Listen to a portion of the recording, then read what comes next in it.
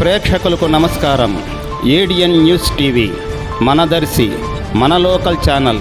ADN news TV ప్రేక్షకులకు నమస్కారం. వార్తలు చదువుతుంది మీ ప్రసన్నారాం.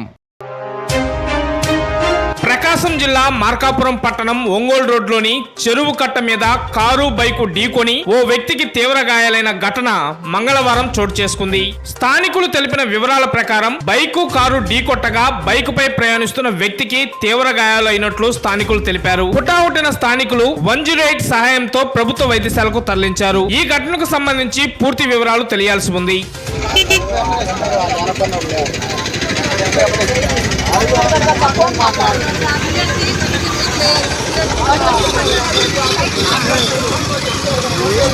గుంతల్లో కంట్రోల్ కాకపోతే ఏదైనా ధైర్యం ఏం చేస్తుంది.